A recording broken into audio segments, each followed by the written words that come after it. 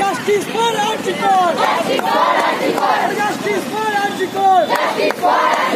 বিচার হবে তবে হবে বিচার চাই বিচার চাই